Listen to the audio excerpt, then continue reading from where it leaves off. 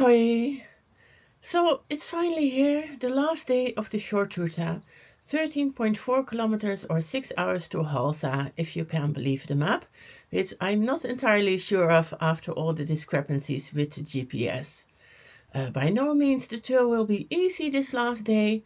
We have two mountains to skirt and quite a steep ascent, and after the second mountain, quite a steep descent. And then hopefully the last bit, road walking into Halsa, where you can take a shower at the marina for 5 krona. You also have to take in account that in the afternoon there are only three buses to Kristiansand, one on 1 o'clock, one on 5 o'clock, and the last one on 8:20. So we are aiming for the last bus to the campsite in Kristiansund. So we can shop in Halsa. There's a supermarket and also a cafe where we can eat. And we're going to take it easy and enjoy ourselves and look around. But first, we're going to enjoy one last day on the trail. Let's hike!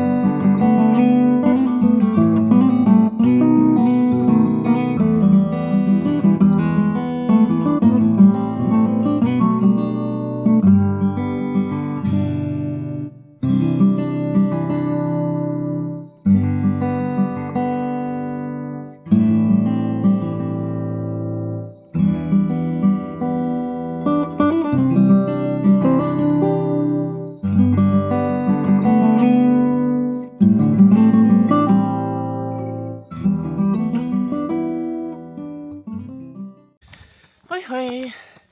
So I'm entering Halsa, the finish of the Fjordruta, and I have to say it was a very changeable day. This morning I really had trouble finding my good spirits because it was grey and drizzling again, and I wasn't looking forward to another day of bad weather. But then again, towards the afternoon, lunchtime, I found my good spirits and the landscape was absolutely beautiful again. It wasn't as challenging as I had feared. There were some tricky sections, especially the rope section that I filmed, where you had to abseil a bit. But apart from that, especially the descent through the forest was the easiest descent we've had so far. So it was again another beautiful day, very, very enjoyable.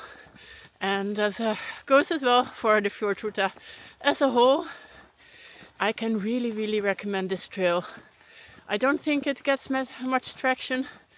In many of the hot books, we were hiker 108, 109 maybe. So I think it's a fairly new route and not very popular yet.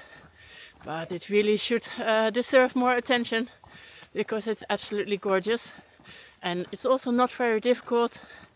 You can hike it without much hiking experience or mountain alpine experience. So it really is beginner friendly, and especially with the huts at the end of the day. Or if you're into wild camping, then you can wild camp in between the huts, of course. So I will be making a separate video with some tips, I think. Some things you might want to think about if you're thinking about hiking the Fjordruta. But so far I can highly, highly recommend it. My next big hike is going to be New Zealand. I will be doing a few shorter hikes in the Netherlands to test out the new shoes I'm going to buy.